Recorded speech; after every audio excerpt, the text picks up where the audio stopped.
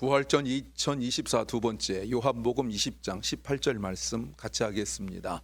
막달라 마리아가 가서 제자들에게 내가 주를 보았다 하고 또 주께서 자기에게 이렇게 말씀하셨다 이르니라. 아멘. 사람마다 어떤 일을 겪으면 당황하는 문제가 많이 다릅니다.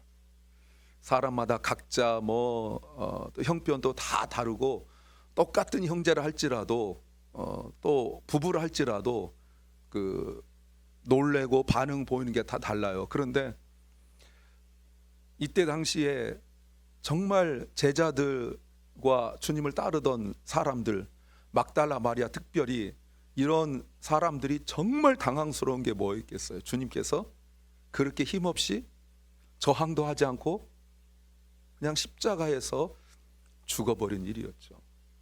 그때 당시 기록에 의하면 로마에서조차 십자가 처형이 너무 비참해서 그걸 하지 마라 라고 말할 정도였는데 그 유대 사람들이 이스라엘 사람들의 그 압력 아닌 압력에 밀려가지고 빌라도가 십자가 처형을 했거든요.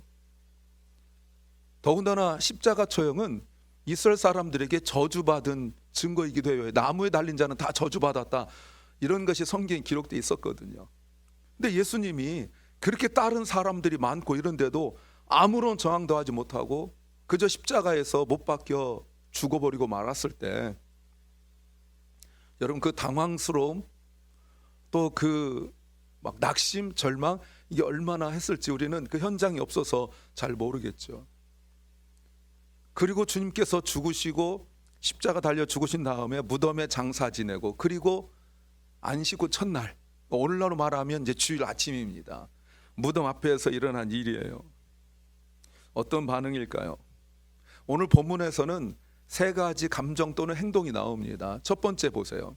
첫 번째가 당황스러움이라고 말하죠. 1절 말씀 보시면 안식일 다음 날, 주일입니다. 이른 새벽에 막달라 마리아가 무덤에 가서 보니, 요한복음에서는 오늘 본문에서는 막달라 마리아 혼자 있는 것 같지만 다른 복음서에 보면 다른 여인들이 같이 예수님 무덤에 가는 내용이 나와요. 그런데 가면서 그들이 걱정한 게 나옵니다. 왜냐하면 오늘날과 같지 않게 그 무덤을 막아놓은 돌이 어마어마하게 커서 웬만한 사람들 몇 명 달라붙어도 그 무덤 앞을 막아놓은 돌을 옮길 수가 없거든요. 가면서 그들이 무슨 걱정했냐면 예수님의 무덤에 들어가서 시체가 썩기 전에 거기다가 좀 덜 썩고 또 썩을 때 냄새 나니까 이것저것 집어넣는 이런 이제 그 장례 절차가 있는데, 예수님이 십자가 달려 죽으시고 난 뒤에 안식일이 시작되기 때문에 급하게 무덤에 넣기 때문에 그런 절차를 못했어요. 그러니까 예수님을 사랑하던 그 여인들이 이제라도 예수님 돌아가시고 무덤에 있지만 이제라도 가서 이것저것 좀 넣자 하고 이제 갔는데, 걱정이 뭐였냐면 누가 무덤 문을 옮겨줄까, 이게 걱정이었거든요. 자기들 한 대여섯 명쯤 몰려가고 있는데 여성들의 힘을 가지고는 그걸 밀 수도 없어요. 또 문제가 뭐냐면 로마 군인들 그걸 지키고 있거든요. 로마 군인들이 얼마나 무서운 사람들입니까? 근데 그 군인들이 지키고 있는데 그 사람들한테서 사정한다고 해서 될 일도 아니에요. 그런데 가서 보니까 무덤 어귀를 막은 돌이, 큰 돌이 옮겨져 있었다라고 말하고 있어요.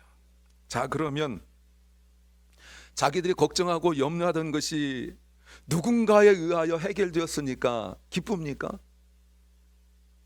아니, 내가 걱정하고 염려했던 것들이 있었는데 어떡하나 걱정했는데 그게 해결됐으니까 기쁘고 이래야 되는데, 전혀 성경은 그렇지 않고 있어요. 그 본문의 내용을 보게 되어지면 오히려 당황하고 있어요. 자신들의 문제가, 걱정하던 문제가 해결된 거 아닙니까? 근데 왜 당황하고 있죠? 내가 그렇게 염려하고 걱정했던 문제가 해결됐는데 왜 이렇게 당황하고 있죠? 물론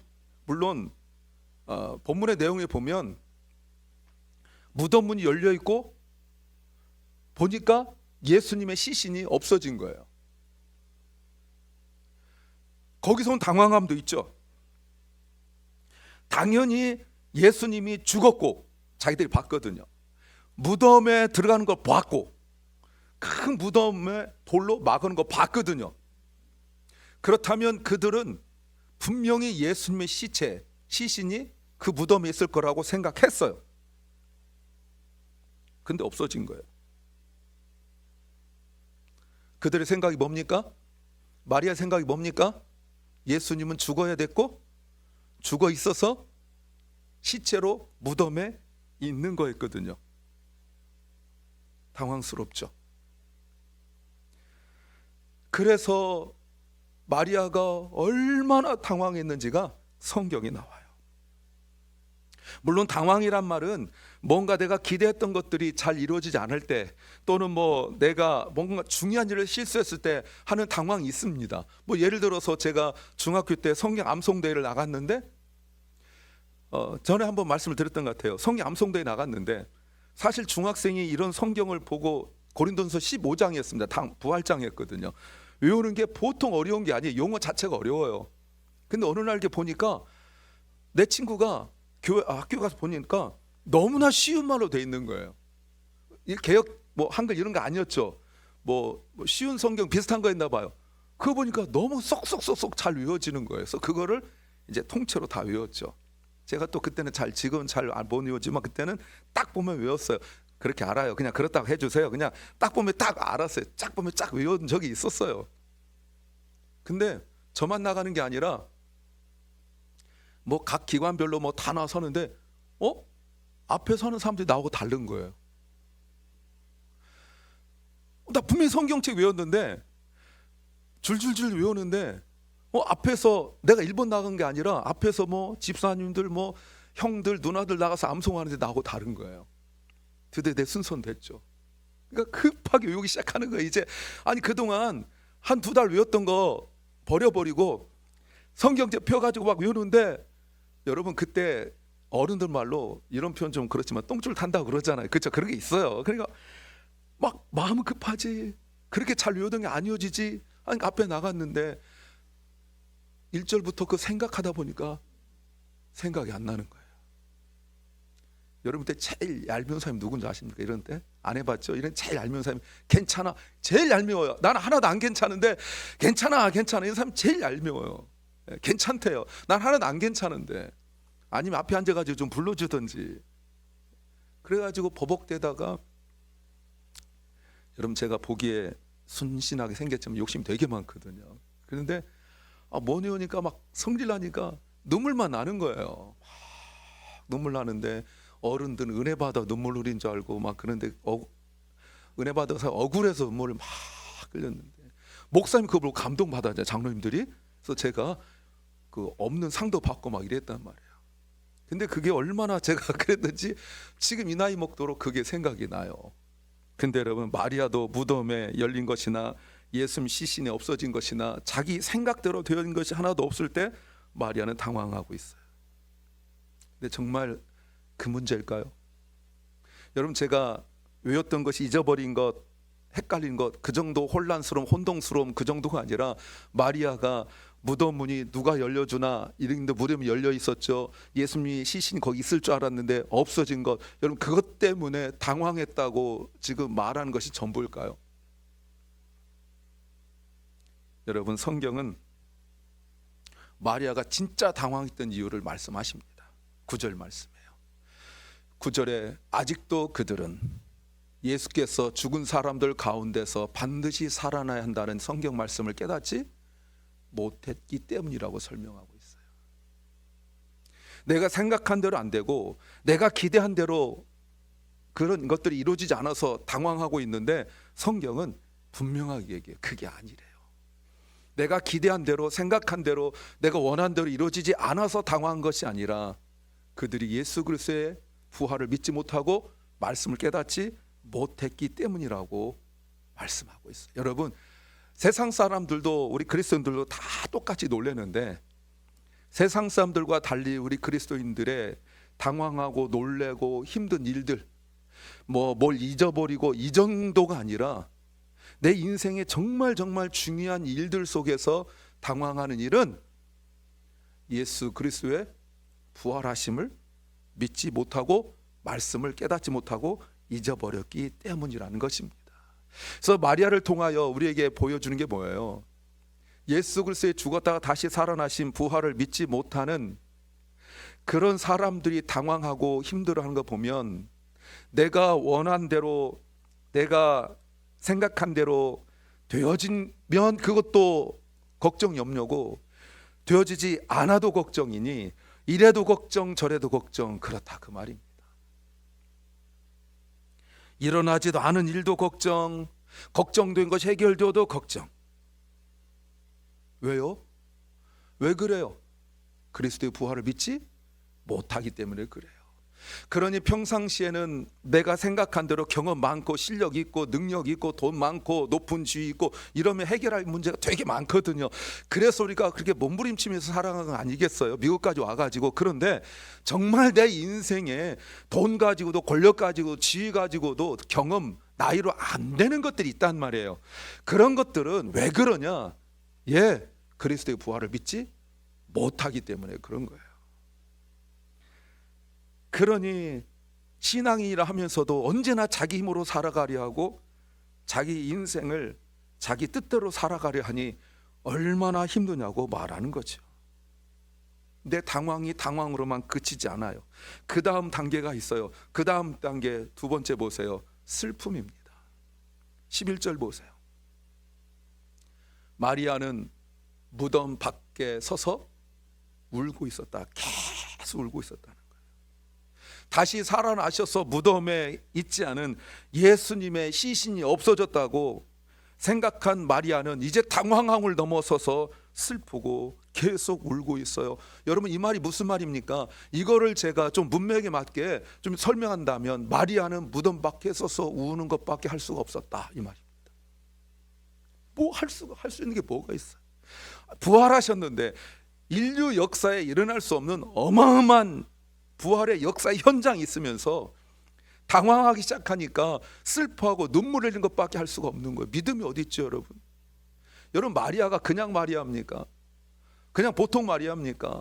예수님 앞에 마리아가 얼마나 대단한 사람입니까? 지금도 예수님을 비난하고 욕하는 사람들이 마리아와 예수를 부부라고까지 말할 정도로, 그래서 아이를 낳았다고 지금도 비아냥대고 욕하는 사람들이 그렇게 말할 정도로 마리아는 예수님과 관계 속에서 뗄래야 뗄 수 없는 정말 가까운 관계예요. 부활하신 그 무덤 앞에 현장에 있어서 지금 마리아가 할 수 있는 게 우는 것밖에 없었어요. 심지어 본문에 보면 마리아가 슬퍼서 천사 2명이 만나서 마리아하고 얘기하는데, 여러분, 천사가 천사인지도 몰라요. 그럴 수 있습니까? 여러분, 천사를 보고 천사인 줄 모를 수 있을까요? 너무 슬퍼하니까, 너무 당황하니까 천사도 알아보지 못해요. 더 충격적인 것이 14절입니다. 14절 말씀, 그 마리아는 예수께서 서 계신 것을 보았어요. 분명히 보았다고 말하고 있습니다. She saw Jesus standing. 서 있는 걸 보았어요. But she did not know that it was Jesus. 예수님인 줄 몰랐대요. 마리아가, 다른 사람도 아닌 마리아가 예수님이 서 계신데 보고도 예수인 줄 모르고 누군 줄 알았냐면 그 무덤을 지키는 관리인인 줄 알았다는 거예요. 왜 그래, 여러분? 예수님 보러 와서 예수님 만났는데 예수인 줄 모른대요. 왜 그래, 여러분? 너무 당황하여 슬퍼한 것 때문에 그렇습니까? 여러분, 예수님 줄 알면 나의 당황이, 나의 슬픔이 해결될 수 있잖아요. 살아나셨으니까, 눈앞에 있으니까. 지금 멀리 계신 것도 아니고 눈앞에 있잖아요. 그런데 몰라요. 너무 슬퍼하고 너무 당황하니까 자기 생각 속에 빠져 있어요. 그런데 여러분, 그게 전부가 아니래요. 뭐예요? 다시 보세요. 9절 다시 보시면, 아직도 그들은 예수께서 죽은 사람들 가운데 반드시 살아나야 한다는 성경 말씀을 잊어버렸기 때문에 그런 거예요. 그런 예수 보고도 몰라요. 천사 보고도 몰라요. 그렇게 예수님을 보고 싶어서, 물론 죽은 예수님을 생각하고 왔겠지만 예수님을 보는데 눈앞에 보고도 몰라요. 여러분, 천사 보는 게 보통 일입니까? 천사를 보는데 천사를 보고도 천사인 줄도 몰라요. 왜 그래요? 눈이 왜 이렇게 가려졌어요? 예수 그리스도의 부활의 말씀을 잊었기 때문에 그런 거예요. 이게 정말 안타까운 그리스도인들의 모습입니다. 말씀을 들어도, 단순한 기억력을 말하는 게 아닙니다. 말씀을 들어도 몰라요. 슬픈 일 생기면 그저 슬퍼하고, 좋은 일 생기면 그저 좋아하고, 어려운 일 생기면 그저 낙심하고, 그러다가 생각 이상으로 뭔가 잘 풀리면 또 좋다고 돌아다니고. 그리스도인데 그 속에 부활이 없어요. 왜 하나님이 나에게 이런 문제를 허락하셨는지 거기에 대한 믿음의 반응이 전혀 없어요. 그러니 겉만 보면 맨날 말하는 것이 안 믿는 사람과 똑같이 말하고 생각하는 거 아니에요. 이럴 땐 마리아가 세 번째 중요한 일이 생깁니다. 변화지요.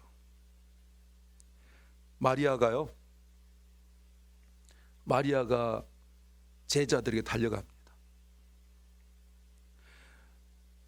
2절 말씀에서는 처음에 무덤에 왔을 때 예수님이 묻어뒀던 무덤이 열리고 시신이 없었다고 생각해서 달려간 적이 있었어요. 막 다시 달려가서 그 여자가 마리아입니다. 시몬 베드로와 예수께서 사랑하시던 그 다른 제자 요한입니다. 달려가서 말하기를, 달려갔다고 분명히 말하고 있어요. 여러분, 지금까지 달려왔는데 정말 그 지금처럼 이런 도로도 아닙니다. 뭐 무덤이니까 뭐 좀 산도 있고 그럴 텐데 지금처럼 뭐 좋은 운동하시는 것도 아닐 거예요. 그런데 거기를 달려갔다고 말하고 있어요. 헥헥거리고 달려가서 누가 주님을 무덤에서 가져갔습니다. 자기 추측을 이야기하잖아요. 팩트가 아니잖아요. 자기 봤는데 사실이 아니잖아요. 주님 죽었다가 다시 살아나셨잖아요. 그런데 여러분, 믿음이 없으니까 주님께서 다시 살아나신다 말씀을 잊어버리니까 자기 본 것만 추측으로 맨날 이야기해요. 이게 바로 믿음 없는 그리스도인의 아주 대표적인 모습이에요. 자기가 본 게 맞대요. 우길 거 아니에요. 그리고 뭐라고 말하냐면 어디에 두었는지 모르겠습니다.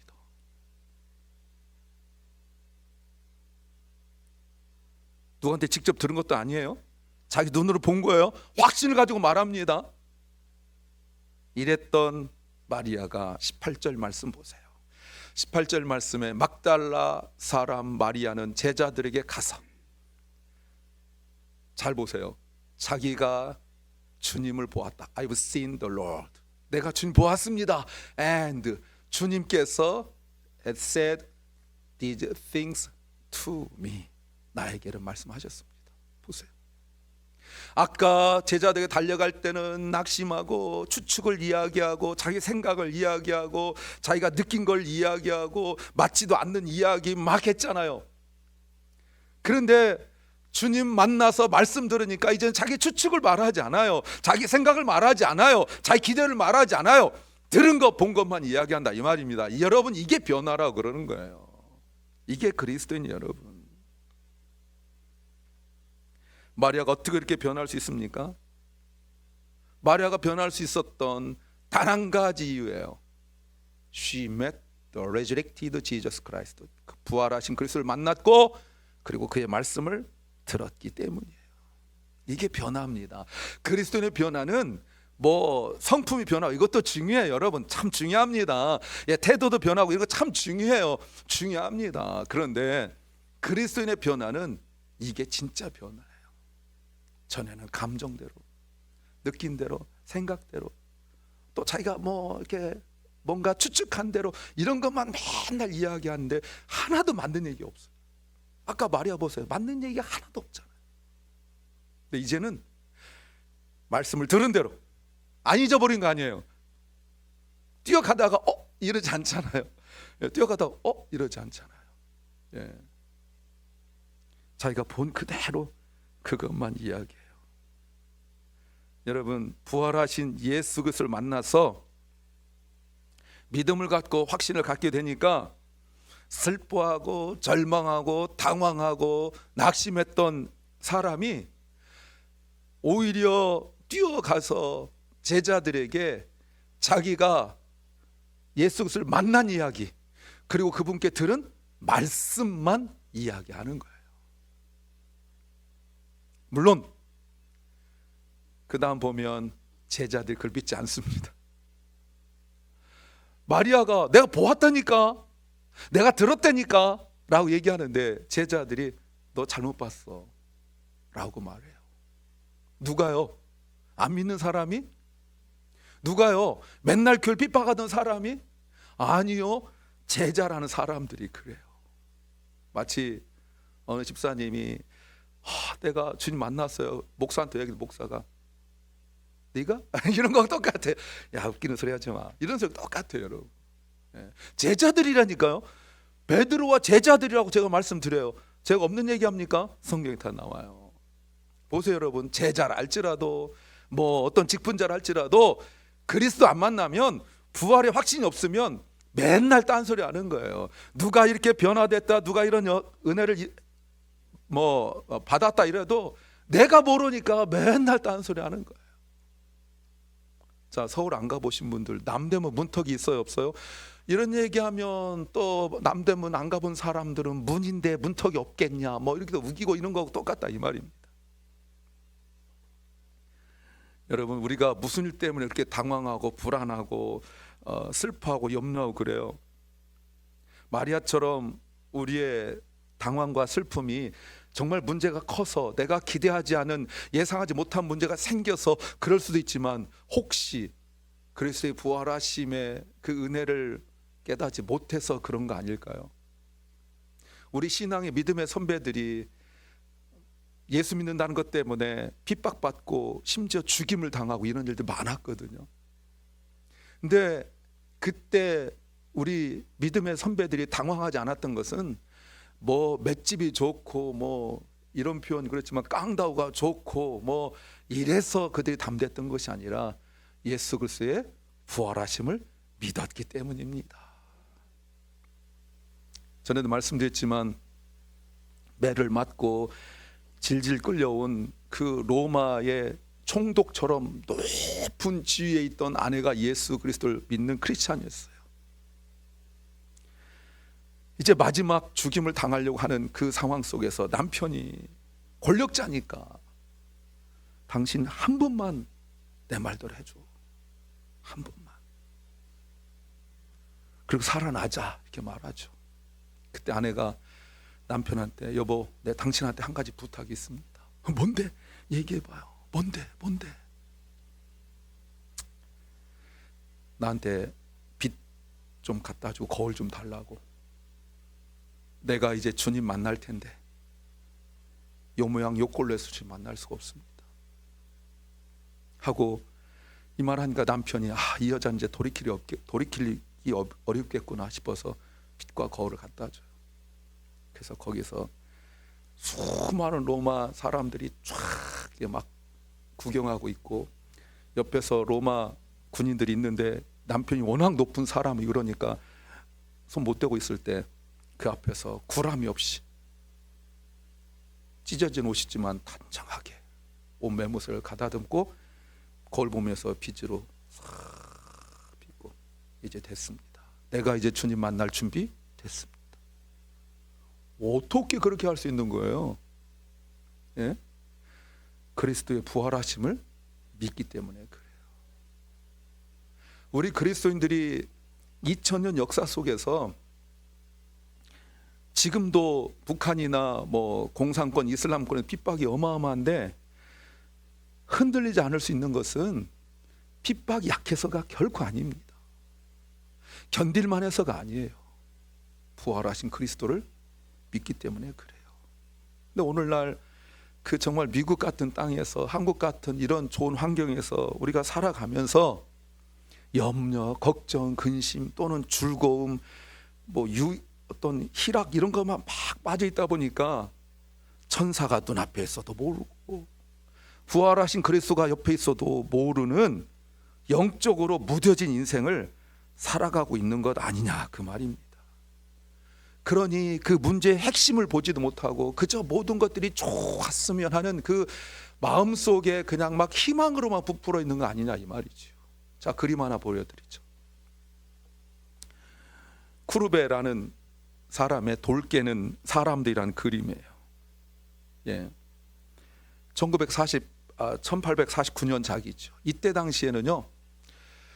당시에는 그림이 그 로코코 문화 그 화풍이라고 그러는데 그냥 아름답고 예쁘고 이런 것들, 그늘 밑에서 그네 타는 그 모습들, 아니면 잔치 벌이고 있는 모습들.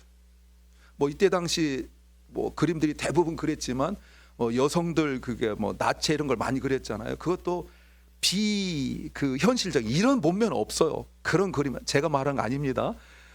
물론 설교 준비 때문에 보긴 했지만 제가 그것 때문에 지금 말하는 건 아니에요. 그 평가가 그래요. 평가가. 그래서 막 비현실적인 몸매를 그려놓고 막 그런 것만 추구하고 이랬어요. 이상적인 아름다움. 근데 쿠르베는 현실을 제대로 못 보고 그런 그림 그리면 안 된다. 어떤 사람이 와가지고 이렇게 말했어요. 천사를 그려봐라. 그랬더니 Show me an angel. 나에게 천사를 보여다오. And I will paint one. 내가 천사를 그릴게. 없는 얘기 하지 말라는 거예요. 현실을 똑바로 봐야 된다는 거예요. 그래서 그런 그림들을 막 그려냅니다. 상상으로 야 이랬으면 좋겠다. 여러분, 그리스도인들은 그렇게 사는 사람들이 아니에요. 물론 뭐 바램과 희망마저 제가 꺾어버린 건 아닙니다. 이랬으면 좋겠다. 이랬으면 좋겠다. 근데 여러분, 이러다 보면 무슨 뭐 뜬구름 잡듯이 막 거기서만 살아가거든요. 근데 그 현실의 문제를 정확히 볼 수 있는 것은 믿음입니다. 예수님이 살아났으면 좋겠다라는 어떤 그 위시, 어떤 바램, 이런 걸 말하는 게 아니에요.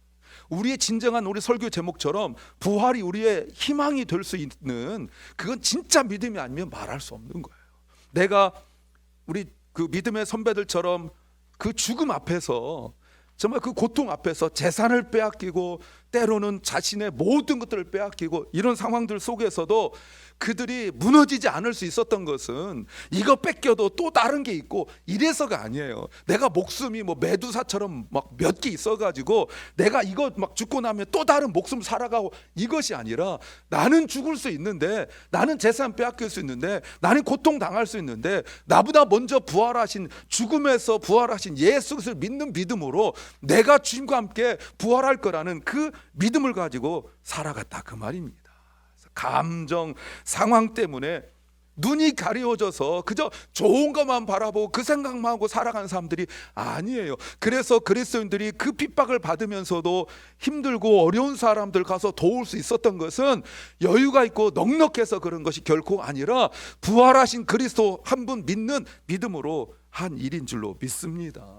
고통스럽고 힘든 상황 속에서도 현실을 똑바로 보면서 남들은 이랬으면 좋겠다 해가지고 아름다운 그 나무를 그려놓고 그 밑에서 그네 타고, 현실은 아닌데 그것 보고 즐겁고 위로받고 이렇게 사는 사람이 아니라 돌 깨고 노동하고 힘들고 슬퍼하고 절망 속에 있는 사람들에게 내가 찾아가서 내가 그들에게 돈을 주고 그들의 삶을 좀 낫게 해주고 집 지어주고 뭐 이렇게 하는 삶이 아니라, 나도 그들과 함께 그 속에 들어가서 내가 해줄 건 없지만 손 붙들고 기도해 줄 수 있고, 돌 하나 나를 때 내 힘이 없지만 돌 하나 같이 나눠줄 수 있는, 그것이 부활하신 예수 그리스도를 믿는 믿음으로 말미암은 은혜인 줄로 믿습니다. 그러니 여러분, 내가 어떤 힘들고 어려운 상황 속에, 우리 인생에 가장 힘든 게 무덤이잖아요. 그런데 그 무덤에서 우리 그리스도께서 부활하셨기 때문에 empty tomb, 빈 무덤이잖아요. 그래서 우리는 정말 인생 살면서 가장 힘든 곳이 무덤인데, 그 무덤에서 희망을 찾는 사람들이 그리스도인 것을 믿으시기 바랍니다. 그래서 히브리서 11장 말씀에 11장 38절에 이렇게 설명하고 있어요. 이런 사람은 세상에 감당할지 못하느니라. 이렇게 믿음으로 사는 사람들은 세상의 그 가치, 세상의 좋은 것에 마음을 빼앗기지 않는다는 거예요. 여러분, 심지어 핍박, 때리고 빼앗고 죽음까지도 이렇게 하는데, 제가 지난 금요일적에도 말씀드렸지만, 때리면 우리가 막 맞고 더 세게 때리고 이런 것이 아니라, 우리 신앙 때문에 때리면 맞고, 빼앗으면 빼앗기고, 죽이면 죽임을 당하면서도 절망하지 않는 것은 그리스도의 부활 때문인 것을 믿으시기 바랍니다. 그러니 믿음 없는 사람들은 어떻게 살아요? 오늘 본문을 누가복음에서 이렇게 말하고 있습니다. 누가복음 24장 5절 말씀에 천사들이 그 여인에게, 제자들에게, 와이 어찌하여 너희들은 살아계신 분을 죽은 사람들 가운데서 찾느냐. 이미 살아나셨는데 말이죠. 우리는 자꾸 그 살아계신 분을 잘 의식하지 못하고 살아요. 그러나 부활하신 그리스도를 만나면 빈 무덤에서 이런 놀라운 변화가 일어난 줄로 믿습니다. 사랑하는 주님의 성도 여러분, 자, 이 책 하나 보세요. 2023년도 아카데미상 단편 애니메이션 부분 수상작인데 찰리 맥커시가 소년과 두더지와 여우와 말이라는 아주 그 만화에 같은 얇은 책이 있는데 그 중에 한 책을 제가 사진 찍어서 한 거예요. 보니까 내가 했던 말 중에서 가장 용감했던 말이 무엇이냐라고 소년이 물으니까 말이 뭐라고 말하냐면 help me. 이게 가장 용감했던 말이래요. I can do it 이게 아니라는 겁니다. 제가 이걸 보면서 옛날에 보고 이거 꼭 한번 설교에 써먹어야지 하고 제가 몇 달을 이렇게 킵하고 있을 때 이거 언젠가 써먹어야지 이렇게 생각하고 있었어요. 여러분, 우리가 가장 용감한 말이 뭐예요? 주님한테 주님 저 좀 도와주세요. 주님 저 좀 도와주세요. 이게 가장 강력한 말이에요. 주님 저 자꾸 무덤으로 달려가고, 주님 저 자꾸 내 감정에, 내가 가진 것에 또 없는 것에 흔들리고 있어요. 주님 저 좀 도와주세요. 성경에서는 저를 불쌍히 여기소서 이렇게 표현하고 있죠. 사랑하는 여러분, 우리가 부활을 믿고 경험하면 우리가 막 고난을 뛰어넘고 슬픔을 뛰어넘고 펄펄 나르고 그러진 않습니다. 근데 부활을 믿으면요, 그 슬픔 속에, 절망 속에서 견딜 힘을 얻어요. 너무나 힘들고 너무나 절망스럽고 너무 답답하고 아무도 돕는 사람도 없는 것 같은 그 외로움 속에서도 그보다 더 강력한 죽음을 이기신 예수 그리스도로 말미암아 우리가 견딜 힘을 얻는 줄 믿습니다. 그래서 감사한 거예요. 그래서 기뻐하는 거예요. 그게 안 되면 주님 앞에 기도하세요. 주님 저 좀 도와주세요. 주님께서 너는 그것도 못해 하지 아니하시고 우리와 함께 하시고 도울 수 있는 줄로 믿습니다. 우리를 향하신 끊을 수 없는 하나님의 사랑이 우리에게 넘치게 풍성하게 있을 줄 믿습니다.